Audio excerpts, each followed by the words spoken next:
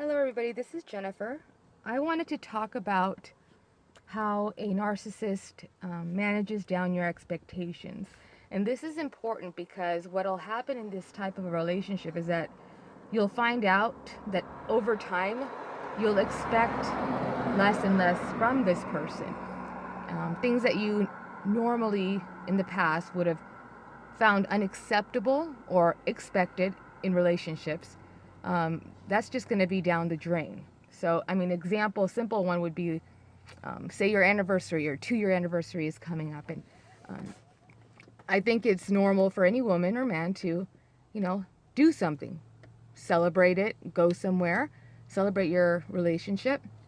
But with a narcissist, it's more than likely that you might have this in your head, which is, well, he's not going to do anything anyway, so I just won't expect anything. And you should expect something. This is your anniversary, but you're so accustomed to not receiving anything that that becomes your new norm. So things like this become your normal everyday life, and this is not acceptable, obviously. And this is done through all the forms, all the um, things that have to do with gaslighting. It's just the minimizing, devaluing, dismissing you, lying. It could be anything that just to confuse you. And it's like a domino effect when, one's kind of pushed down, the rest come falling. And that's how it works until at the end, when you end up leaving, it might be like, what the fuck happened? It's like you woke up and you're like, where was I? Because this is wrong, okay? So, um, I guess just to give you an example, with my ex-narcissist, one of the things he said that absolved him from any wrong when I broke up with him was the fact that he said that my expectations were too high, that I need to accept him for who he is. He can only be who he is, and it's not fair for me to try to change him. And he was very justified and high and mighty when saying this to me. But the real thing is, and if you think about it, a lot of narcissists, though he said these things, what he actually did, my expectations were like almost non-existent. So for him to say that is very weird, okay? And maybe you'll see that too in your relationship. But thinking back, I'm like, he didn't even get to minimum, with as he said this to me, I'm thinking, what do you mean expect? Because I didn't require really anything of him, especially towards the middle and the end. Like really, I just really did not expect anything. Not even with like a boyfriend, the basic things that a boyfriend I feel should do for his woman. But just to give you an example, there was a point I had a vehicle and my brakes were acting funny. They were skidding on the road. It wasn't, it was kind of, I knew that they were getting bad, the brakes. And for some reason, I thought this man knew about cars. But I did. I don't know why. And I was like, hey, and I call him Bob. I said, Bob, can you take a look at my car? The brakes are funny. It doesn't sound right. It's making funny noises. And he's, yeah, I'll look at it. I'll look at it. And then he doesn't, and he doesn't. And as a week passes, and they're a little worse, and I ask him again. Oh, yeah, I'll do it. He doesn't. And then at one point, I'm driving home from work, and my brakes are going in and out. I mean, I'm running red lights. And thank God I wasn't on the freeway, but I ran red lights, and I was very scared. And it was winter, Colorado, okay? But I finally get home. I'm not even in my spot. I just park because I was so scared. And I get in the house and I'm telling him, I'm like, oh gosh, I'm happy, I'm safe, right? And I'm telling him my brakes went out. Like I'm scared. When I ran 3 red lights, and he's like, oh no. Yeah, and I go, can you please look at them today? Because like I need to know what I need to do because I have to go to work tomorrow. He's like, yeah, of course. So I'm sitting there and we're waiting, and then it's getting a little later. I make dinner. We eat dinner. He's watching TV, and I'm like, and I feel bad still. I don't want to I feel like I'm badgering him, and I'm like, hey, because it's getting dark now. I'm like, are you gonna take a look at my car because I have to go to work tomorrow. I'm kind of scared. And he goes, I'm not trying to be a bitcher, but this is his word. He says, what the fuck do you want me to do? How the hell am I supposed to know what's wrong with your car? And of course, I was stunned. And of course, as stunned as I was just hurt. I didn't say anything though. Okay, I usually have a big mouth. I'm opinionated, passionate. But no, I shut up. I felt bad. I felt a little bit guilty too that I had bothered him, right?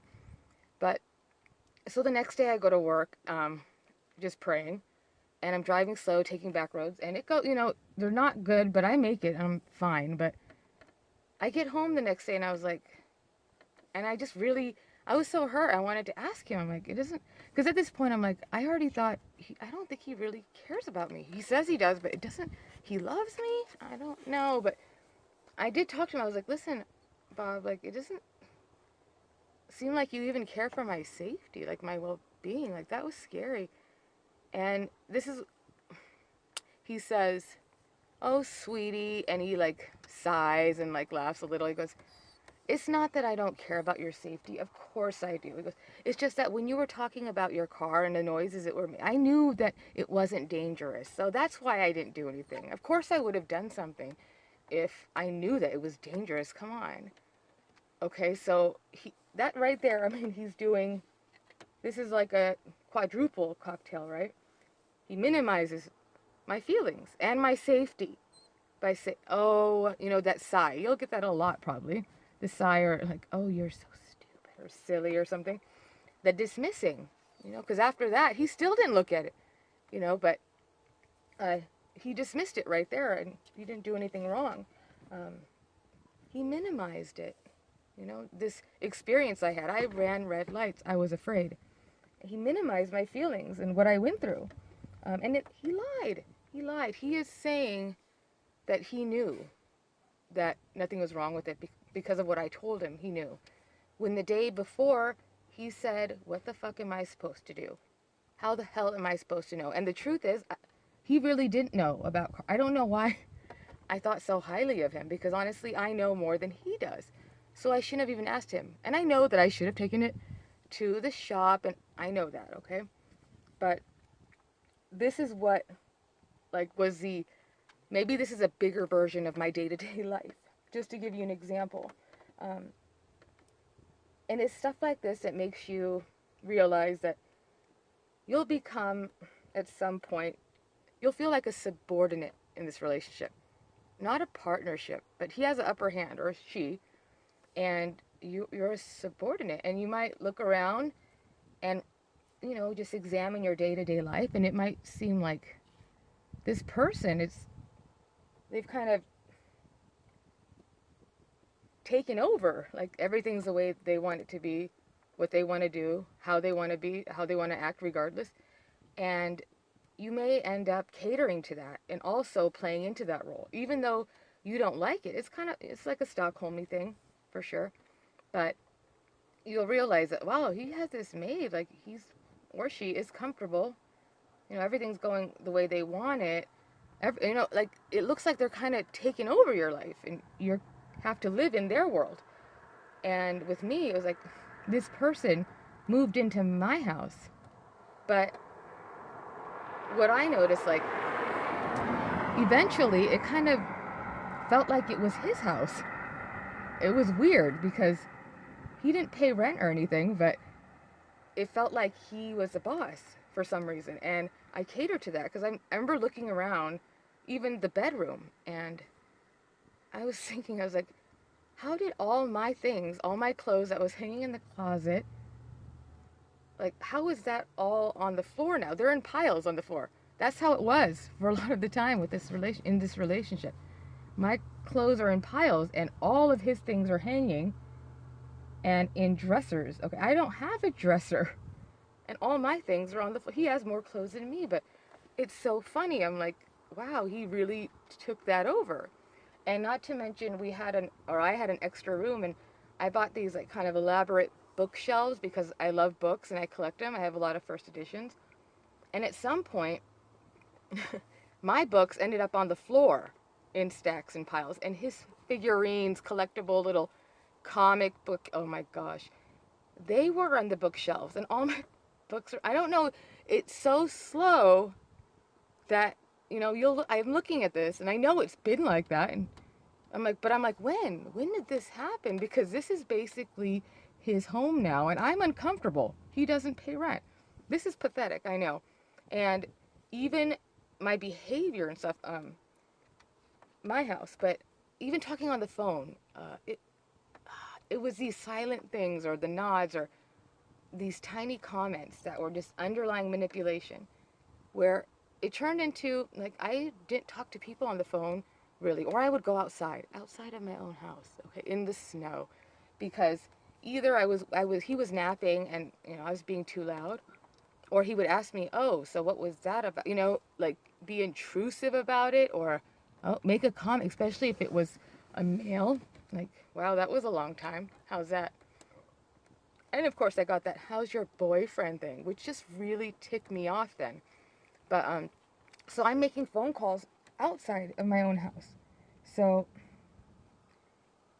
life with this kind of a person, it just wears away at you. Okay? I guess, like, if you have a block of cheese and you have a cheese grater, right? This person just kind of just grades you down and grades you down. Okay? Until you have nothing left. Okay? So it's kind of weird that it takes us so long to realize these things, because as I tell you this right now, it seems very obvious, right? Like, my stuff is on the floor. I can't talk on the phone in my own house. This is his house. This is clearly wrong, right? Now, I have no mental problems. I'm educated. I used to think I was independent. I have no self-esteem issues or anything like that. But that's the kind of person I became, because I had empathy, and, you know, I chose to see the good, and honestly, like, narcissism and all that, like, I just wouldn't even have thought the word. I wouldn't even looked anything up regarding this subject, narcissists, covert narcissists, and what they do with this kind of abuse. So I'm thankful that I found it, but this minimizing and downplaying your needs, it degrades your soul, it degrades your spirit, it kills your spirit, okay? It's like a poison. And with all the confusion, and probably a big reason why I didn't see it so clearly at that time was because, well, first of all, this is something that you can get used to. It's sad, but you can get used to almost anything if it's part of your daily life. But you might find yourself being excited about small things at this point. Okay, not even regular stuff, like a date. Like me, I wanted to go on it. That's maybe what he was talking about when I asked for too much. I'm doing air quotes. Because I wanted to go on a date one time, and we didn't. We went to Applebee's, I guess, the 2-for-1 thing. But that's it. I was like, I just want to go on one romantic date. You know, dressing up, looking nice for each other, going somewhere nice, you know, something. But never did that. And I'll give you an example of the feeling, because that's probably what you can associate with more if you're in this kind of relationship. With the breaks that I had the problem with, the next day when I went to work, I worked for a power equipment company. I'm sorry, train's coming. I don't know how it's going to be, but at this company, there were a lot of mechanics there, like highly trained, construction of huge power equipment. But, you know, right before actually my shift was over, I caught a couple of the mechanics. I was like, hey guys, and I just kind of told them, like, my brakes sound funny. Do you think you could? I'm kind of scared. I apologize for the blurry visual. I had to close my window. I'll open it again right now. But anyway, as I was saying, I asked a couple of guys at work, and this is right before they're done with their day on a Friday, and I tell them, and I'm like, please, can you look at it? And I give them my keys, and they're like, sure, yeah, of course. And so I go in my office, and I go to the bathroom, whatever. And when I come back out, not only are they looking at it, there's 3 other guys, okay, and they're working on it, not just looking at it, not just saying, well, yeah, this, you might need that. They are hardcore fixing it with tools and stuff. Okay, At one point, one of them even went to AutoZone, bought something, and came back. I don't even know what they did, but they didn't even ask me for money. They stayed 45 minutes late. Okay, they have families of their own. They have relationships and children, and they were so kind. And they were like, "My Jennifer, you shouldn't have been driving. What's wrong with you?" Blah, blah, blah. I'm getting scolded. Like, they are more worried about me than my own boyfriend. And I remember that feeling of, oh, like, it was so sad. I felt so sad, you know. Sorry, I have my puppies in the car. But it was very sad, and I felt, oh, so hurt by that, but so touched that these guys at work did this for me. You know, how kind they were. Okay, like, I was overly touched, you know, like, and it made me so sad, though. I just have to emphasize that, the sadness, because you might feel that too, or may have felt that if you were in this type of a relationship. And that feeling, I guess, that's something to look out for. If you can't actually pinpoint things, if you can't point things out, it'll be the feeling you'll know for sure. Whatever feeling, it's just a crappy feeling that you normally, any normal person would not feel so much on a regular basis. So when you have that feeling, that's when you should examine things. Bruno, okay? So sorry about that. Also, there might be things like me. I remember, like, I always thought, like, my relationship with my person is gonna be like this. It's gonna, not better than other people, but I didn't want the conventional, boring, you know, like, sometimes you see relationships and you're like, oh, I don't want a relationship like that. Like, that's not even, I'd rather be alone. I found myself sometimes, like, with those same relationships, like, looking at them and thinking, oh, like, even they're happy. And I would be envious of people that relationships that I never had any interest in, you know, being like in any way.